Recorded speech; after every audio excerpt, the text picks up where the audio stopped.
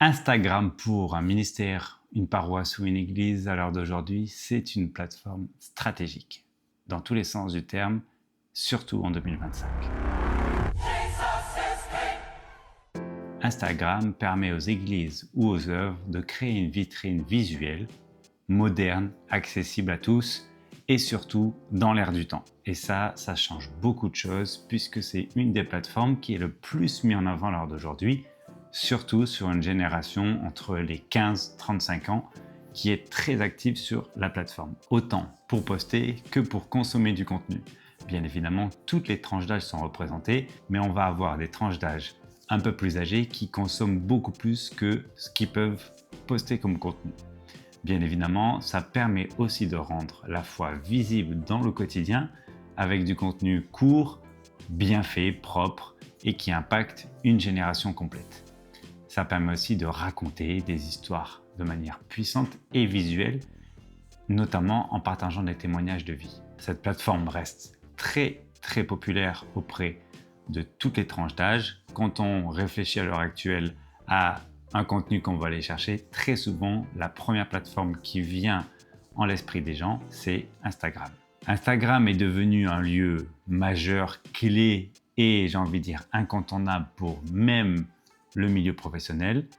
Et il est d'autant plus pertinent pour une église ou pour un ministère qui a envie de parler de ce qui se passe dans son œuvre, mais aussi d'aller parler de Jésus à travers une plateforme qui a une large audience. Ça peut être des réels, des vidéos verticales de format court, des stories, un contenu qui reste que 24 heures, ou alors des carousels, des photos, un post un peu plus classique, ou ce qui nous permet de communiquer un contenu un peu statique. C'est une plateforme qui génère de l'émotion. Faut pas oublier qu'Instagram a été créé à la base pour partager de la photo. Et il y a toujours ça dans l'ADN. C'est pour ça que le contenu qu'on y retrouve est relativement propre et bien fait, qui aide aussi les algorithmes à mettre en avant le contenu propre. Cette plateforme est une plateforme qui a été créée pour les photographes à la base pour partager du contenu photo. Et on retrouve bien évidemment toujours ce côté esthétique dans l'ADN qui reste très propre pour partager du visuel. Si on parle des chiffres, en 2024, c'était 2,35 milliards d'utilisateurs actifs mensuellement sur toute la plateforme dans tous les pays. 91% des utilisateurs suivent au moins une marque ou un créateur de contenu. C'est effectivement quelque chose de phénoménal puisqu'on peut adhérer à une marque directement sur un réseau social et partager du contenu. À bien plus forte raison, si nous sommes une communauté spirituelle, on peut partager et créer du contenu directement pour notre communauté, mais aussi pour des personnes autour de cette communauté-là qui ne nous connaissent pas encore. Les réels aujourd'hui représentent plus de 80% des vues sur la plateforme. C'est de plus en plus important. On continue bien évidemment à avoir des carousels ou des images fixes avec un seul contenu qui ont un taux d'engagement supérieur à 2,2 fois une photo ou une image seule. Donc on utilise du carrousel pour mettre beaucoup plus de contenu en avant. Au niveau de l'algorithme Instagram, on le sait, ça a tendance à bouger, mais ça a tendance aussi à être un élément un petit peu secret qui n'est pas si simple que ça à définir. De ce qu'on sait et de ce qu'on a l'habitude de voir au niveau du contenu, on reste sur des réels vidéos courtes format vertical qui sont très majoritairement mis en avant. Mais n'oublions pas non plus les stories. Les stories permettent à chacun de pouvoir créer du contenu rapide, mais aussi de mettre des stickers dessus, donc de générer de l'interaction ou de faire sortir les personnes de la plateforme pour de l'inscription, pour aller voir un site internet. On partage du réel en premier lieu, mais on partage aussi des stories, on continue à faire des carousels, puisque le contenu sauvegardé est toujours fortement mis en avant par la plateforme. Si vous arrivez à engager votre communauté qui garde en mémoire des contenus en réel ou même des posts un peu plus classiques, l'algorithme aime énormément ça et met le contenu en avant à d'autres personnes. La régularité et l'interactivité est toujours très important. Pensez à créer des plannings éditoriaux qui vous permettent de planifier votre contenu en avance. L'algorithme est vraiment fait pour ça. Ça permettra que votre contenu soit attendu et mis en avant au moment où il sort. Au niveau des formats qui fonctionnent pour votre ministère ou pour les églises de manière générale, on met des extraits courts de prédication, du témoignage, les behind the scenes, un peu les coulisses de ce qui se passe dans votre communauté. On peut mettre du verset au niveau visuel, un peu animé. Ça se fait très bien avec Canva à l'heure actuelle. On utilise des carousels, comme on le disait, c'est toujours vraiment mis en avant, avec ou des citations ou des résumés de prédication, ce qui a été partagé à votre messe ou à votre culte le dimanche matin, est toujours très très pertinent, que ce soit pour votre communauté qui vous suit, mais aussi et surtout pour les personnes qui ne vous connaissent pas encore. Comme je le disais, les stories, on annonce ce qui se passe dans le futur, mais aussi on revient sur ce qui s'est passé avant. Et ça va permettre de créer du contenu presque en direct, si les personnes le voient, puisque c'est un format qui reste que 24 heures. On peut utiliser aussi des lives, très pertinents à l'heure d'aujourd'hui.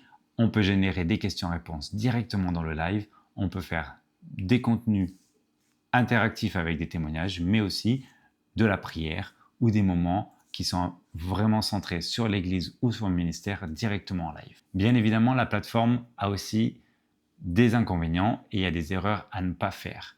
Publier sans cohérence graphique. Comme je vous le disais, Instagram, à l'origine, est une plateforme spécialisée pour la photo. Et ils ont gardé ça dans leur ADN. Donc on a une sorte de charte graphique qu'il faut continuer à travailler et à garder pour garder une cohérence sur votre profil. On fait attention aussi de ne pas négliger les interactions. Quand il y a des DM, donc des direct messages, ou alors des commentaires, on prend le temps d'y répondre. C'est important pour les algorithmes, mais aussi et surtout pour les personnes qui sont derrière les écrans. S'ils posent une question ou s'ils ont un besoin d'interaction, c'est à vous de pouvoir répondre à cela vis-à-vis de votre communauté. Attention aussi à ne pas faire que de la promotion. Quand on fait beaucoup d'événementiel et de promotion, on va juste attirer des personnes qui répondent à des annonces ou à de l'information et pas inspirer les gens. Et ça, on sait que c'est de moins en moins mis en avant et ça peut vous pénaliser. Il y a quelques fonctions à connaître, les réels, les stories avec des stickers, utilisez-les, ça permet énormément de choses. Poser une question, des quiz, un sondage, c'est toujours vraiment tendance et à utiliser au maximum. Les highlights pour les stories, ça permet de garder les stories propres, accessibles très facilement par chacun. Et même si on sait qu'au cours de l'année 2025, il risque d'y avoir quelques changements au niveau des highlights, utilisons-les. Dans tous les cas, elles vont juste être déplacées à un endroit, mais on les retrouvera toujours. Pensez aussi à utiliser les notes dans les DM. C'est une nouvelle fonctionnalité, mais qui sert et qui forcément est mis en avant puisque c'est nouveau. Ça peut permettre aux personnes de connaître le contexte au moment où vous postez votre note et être utile pour votre communauté, toujours pour suivre l'actualité de ce qui se passe. Utilisez aussi les collabs. Les collabs vous permettent d'inviter une personne sur votre post et que ce post apparaisse aussi sur le mur de la personne. Et que ce post apparaisse aussi sur le profil de la personne. Je prends un exemple très précis. Vous faites une réunion pour les jeunes et il y a un pasteur invité qui est là. Quand vous postez quelque chose qui concerne cet événement-là, par exemple, vous avez pris des photos de la soirée, si le pasteur est bien évidemment sur Instagram, etc., vous le mettez aussi en collab. Ça permet à ce que ça, s'il accepte la collaboration, ça apparaisse aussi sur son profil à lui, comme ça va apparaître sur le profil de votre communauté. En résumé, Instagram, c'est vraiment un espace parfait pour inspirer les autres, pour connecter et raconter ce qui se passe sur un événement en direct, mais aussi sur quelque chose a posterieur.